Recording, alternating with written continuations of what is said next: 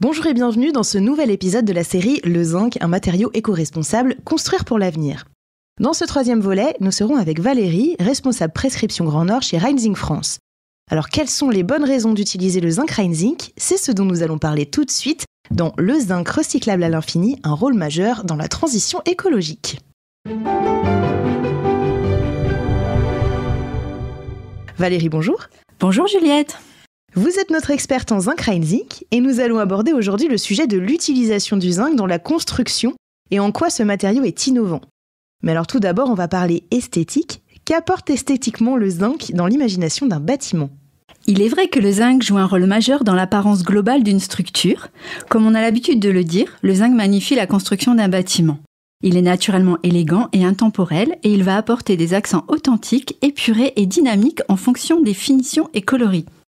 Reinzinc a par exemple une large gamme de finitions qui permet de répondre à tout type d'architecture, aussi bien traditionnelle que contemporaine. Le zinc est un matériau noble et naturellement durable qui s'autoprotège. Il est très malléable, se travaille facilement et nécessite peu d'entretien. Toutes ces qualités font du zinc la peau parfaite pour habiller le bâtiment. Et alors en fonction des différents types de zinc Reinzinc, quel rendu peut-on avoir ? On peut obtenir une esthétique personnalisée et unique pour chaque projet. On va retrouver différentes nuances de gris, plus ou moins foncées, comme un gris bleuté, un gris basalte, un vert de gris, que ce soit en finition mat ou satinée. Puis des teintes plus colorées, comme l'or, le rouge, le brun, pour apporter des petites touches de couleur ou habiller des surfaces complètes.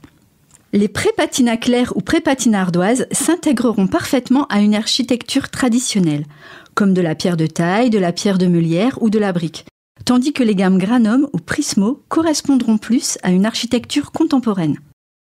Aussi, chaque système de pose, comme le joint debout, les bardeaux agrafés ou les cassettes, apportera son caractère à la couverture ou la façade.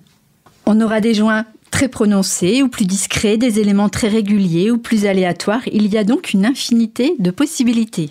Et alors, au-delà de l'esthétique, est-ce qu'un bâtiment en zinc peut aider à l'autosuffisance énergétique ?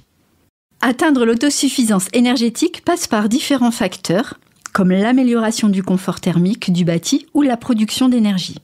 Nous devons nous adapter au changement climatique et il est nécessaire de bien isoler une couverture ou un bardage en zinc via les nouvelles techniques d'isolation par l'intérieur ou l'extérieur, tout en respectant évidemment les normes de ventilation régies par le DTU 4041 de manière à améliorer le confort intérieur. C'est aussi pour ça que nous commercialisons des panneaux photovoltaïques Reinzinc PV qui sont posés sur une couverture à joint debout. Grâce à cette dernière innovation, le zinc va permettre de contribuer à l'atteinte de cet objectif et d'améliorer les performances thermiques des bâtiments. Donc si je comprends bien, le zinc allie à la fois isolation et esthétique du bâtiment. Oui, tout à fait. Il permet de faire un trait d'union entre le besoin d'isolation et de performance énergétique et le besoin d'harmonie architecturale. Un parement en zinc peut effectivement parfaitement être associé à une isolation thermique par l'extérieur, par exemple. Il va permettre de protéger efficacement et surtout durablement l'isolant contre les intempéries, tout en apportant une touche d'élégance et de personnalisation. L'association zinc et ITE va en plus présenter l'avantage de réduire les contraintes de chantier pour les occupants et d'éviter les pertes d'espace intérieur. Une isolation thermique par l'intérieur peut aussi être envisagée avec une couverture en zinc. Il faudra juste observer quelques points de vigilance lors de la mise en œuvre de l'isolant. Par exemple, il faudra faire attention à ce que les espaces de ventilation de la toiture ne soient pas obstrués. En résumé, on peut dire que le zinc est un matériau parfaitement adapté pour atteindre la performance énergétique des bâtiments, en neuf comme en rénovation, sans nuire à leur esthétique. Et alors comment exactement une toiture en zinc peut produire de l'énergie ? Tout simplement en l'associant à des panneaux solaires. Comme je vous le disais, on a récemment développé Reinzinc PV. C'est un système innovant de panneaux photovoltaïques. Ça permet de rapporter des panneaux photovoltaïques sur une couverture à joint debout grâce à un système de fixation unique tout en garantissant un maintien optimal sans percement de la couverture. Le risque de fuite est donc très inférieur au système panneau solaire apporté habituel. Et en plus, il s'intègre parfaitement et en toute discrétion à l'architecture du bâtiment grâce à l'absence de cadre et à son positionnement affleurant au joint de la couverture à joint debout. Et en quoi le zinc est respectueux de l'environnement ? Le zinc est le seul matériau naturel parfaitement compatible avec l'environnement et dont les propriétés écologiques sont reconnues. Il va s'autoprotéger avec sa patine et donc ne nécessite pas d'entretien. Il ne produira pas de déchets au cours de sa très longue vie. La préservation des ressources est aussi un sujet important quand on parle du respect de l'environnement. Le zinc n'est pas un matériau à l'approvisionnement critique. C'est-à-dire que les réserves sont importantes. À cela s'ajoute le fait qu'il peut être recyclé à l'infini à 100% sans perdre sa valeur ni ses propriétés comme le prouve la certification Cradle to Cradle du zinc Renzing. Et pour conclure, comment le zinc contribue-t-il à la décarbonation d'un bâtiment ? De manière générale, le zinc possède une faible empreinte carbone en comparaison à d'autres métaux et matériaux.